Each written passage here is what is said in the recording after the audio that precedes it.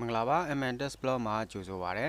ဒီနေ့မှာတော့ကျွန်တော်တို့ဖုန်းနဲ့ကွန်ပျူတာနဲ့ data တွေကူးပြောင်းတဲ့နေရာမှာ USB cable ကိုမသုံးဘဲနဲ့ကျွန်တော်တို့ wireless နည်းနဲ့ဖုန်းထဲကဗီဒီယိုတွေဓာတ်ပုံတွေကိုကွန်ပျူတာထဲကိုပို့လို့ရတဲ့နည်းလမ်းလေးကိုမျှဝေပေးချင်ပါတယ်။ Okay အဲ့တော့ကျွန်တော်တို့ဒီမှာဖုန်းထဲမှာ Snapdot ဆိုတဲ့ app လေးကိုအရင် download လုပ်ပါမယ်အဲ့အတွက်ကျွန်တော်တို့ Play Store ထဲကိုသွားလိုက်ပါသွားပြီးတော့ Snapdot လို့ရိုက်ပါမယ်Snapdot လို့ရိုက်လိုက်ပါအဲဆိုရင်ကျွန်တော်တို့ဒီမှာ Snapdot application လေးတွေ့ရပါမယ်အဲဒီကောင်လေးကိုဖုန်းထဲကိုအရင် install လုပ်လိုက်ပါမယ် Snapdot install လုပ်ပြီးသွားပြီဆိုရင် open ကိုနှိပ်ပြီးဖွင့်လိုက်ပါမယ်ပြီးရင် okay ဆိုပြီးတော့နှိပ်လိုက်ပါ Okay ပြီးသွားပြီဆိုရင်ဖုန်းမှာဒီတိုင်းလေးဖွင့်ထားမယ်ဖွင့်ထားပြီးသွားရင်ကျွန်တော်တို့ကွန်ပျူတာရဲ့ browser တစ်ခုကိုသွားလိုက်ပါမယ်ကျွန်တော်ဒီမှာတော့ Chrome browser လေးကိုသွားမယ် Chrome browser လေးမှာ Snapdot လို့ရိုက်ပါမယ် Snapdot.net လို့ရိုက်ပါမယ်သူရဲ့ website ပါ Snapdot.net ထဲကိုသွားလိုက်ပါ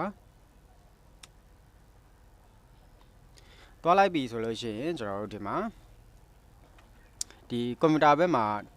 ကိုယ့်ရဲ့ Snapdot app လေးကို install လုပ်ထားခြင်းနဲ့ဆိုရင်ဒီနေရာလေးကိုနှိပ်ပြီးတော့ install Snapdot ကိုဆိုပြီးတော့မှ install လုပ်ထားလို့ရတယ် install မလုပ်ထားခြင်းဆိုရင်လည်းကျွန်တော် browser ကနေပဲဒီနေရာကနေတန်းပြီးတော့သုံးလို့ရပါတယ် Okay အရင်ဆုံးကျွန်တော်ဒီမှာ Snapdot app လေးကို install လုပ်ပြပါမယ်ဒီ install Snapdot ဆိုတာလေးနှိပ်ပေးလိုက်ပါပြီးရင် install ဆိုတာလေးနှိပ်လိုက်ပါမယ် Okay ဒါဆိုလို့ရှိရင်ဒီမှာ Snapdot app လေးရပါပြီရသွားပြီဆိုလို့ရှိရင်ကျွန်တော်တို့ဒီမှာအဲ့တော့ဖုန်းထဲကဗီဒီယိုဖိုင်နာမဟုတ်ဖုန်းထဲကဓာတ်ပုံတွေကိုကွန်ပျူတာဘက်ကိုပို့မယ်ဆိုရင်ဒီဖုန်းဘက်မှာဒီလိုမျိုးလေး window ဆိုပြီးတော့ပေါ်နေလိမ့်မယ်ဒီနေရာလေးပါအဲ့နေရာလေးမှာတစ်ချက်နှိပ်လိုက်ပါမယ်ဒါဆိုရင်ကိုဖုန်းထဲက data တွေဒီမှာတွေ့လာရမယ်အဲ့ဒီထဲမှာကိုပို့ခြင်းနဲ့ဒီဗီဒီယိုပဲဖြစ်ဖြစ်ကျွန်တော်တို့ဒီ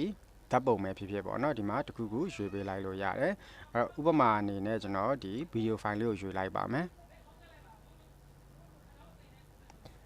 Okay ဒါဆိုလို့ရှိရင်ကျွန်တော်တို့ဒီဖုန်းနဲ့ကွန်ပျူတာနဲ့ကြိုး USB ကြိုးသုံးစရာမလိုဘဲနဲ့ဒီ wireless နည်းနဲ့ဒီ data တွေကိုကူးပြောင်းလို့ရသွားခြင်းမှာဖြစ်တယ်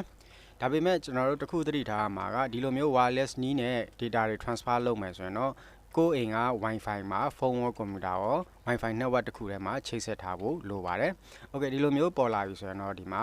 save ကိုနှိပ်လိုက်ပါ Okay ဒါဆိုလို့ရှိရင်ကျွန်တော်တို့ဒီမှာဒီဖုန်းထဲကဗီဒီယိုဖိုင်လေးကဒီကွန်ပျူတာထဲကိုဒီမှာရောက်သွားပြီပဲဖြစ်ပါတယ် show in folder လုပ်ပြီးတော့ကြည့်လိုက်မယ် Okay ဒီမှာကျွန်တော်တို့ဒီဗီဒီယိုဖိုင်လေးရောက်သွားပါပြီ Okay ဒီတစ်ခါကျွန်တော်တို့ဒီကွန်ပျူတာထဲမှာရှိတဲ့ဖိုင်တွေကိုဖုန်းထဲကိုပို့ခြင်းနဲ့ဒါဆိုရင်ဒီကွန်ပျူတာဘက်မှာဒီမှာ Android ဆိုပြီးတော့ကိုယ့်ရဲ့ဖုန်းနာမည် device name လေးပေါ်နေလိုက်မယ်အဲ့ဒီပေါ်မှာတစ်ချက်နှိပ်လိုက်မယ်ပြီးသွားရင်ကျွန်တော်တို့ဒီကွန်ပျူတာထဲကကိုပို့ခြင်းနဲ့ဗီဒီယိုတစ်ခုခုကိုရွေလိုက်ပါမယ်ဥပမာအနေနဲ့ကျွန်တော်ဒီဗီဒီယိုဖိုင်လေးရွေလိုက်မယ်ပြီးရင် open လုပ်လိုက်မယ် Okay ဒါဆိုလို့ရှိရင်သူကွန်ပျူတာထဲကဒီဗီဒီယိုဖိုင်ကိုဖုန်းဘက်ကို transfer လုပ်နေပါပြီ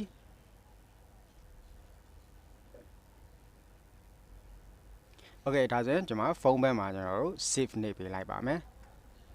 Okay ဒါဆိုလို့ရှိရင်ကျွန်တော်တို့ဒီကွန်ပျူတာထဲကဗီဒီယိုဖိုင်လေးဖုန်းထဲကိုဒါပို့ပေးသွားမှာဖြစ်တယ်အဲ့တော့ကျွန်တော်တို့ဒီမှာသွားကြည့်လို့ရတယ် File Manager ဗီဒီယိုကိုနှိပ်ပြီးတော့ခဏနေရဒီမှာဗီဒီယိုဖိုင်လေးဒီမှာတွေ့နေရမယ် Okay ဒါဆိုလို့ရှိရင်ကျွန်တော်တို့ဖုန်းနဲ့ကွန်ပျူတာနဲ့ data တွေအပြန်အလှန်ကူးပြောင်းလိုတဲ့သူတွေအတွက်ကြိုးတွေနော် USB ကြိုးတွေထိုးနေရတာရှုပ်တယ်ဆိုရင်အခုလို Snapdot app ကိုသုံးပြီးတော့မှကျွန်တော်တို့ file တွေကိုအပြန်အလှန်ပို့လို့ရပါတယ် Okay ပါကြည့်ရှုပေးတဲ့အတွက်အားလုံးကိုကျေးဇူးတင်ပါတယ်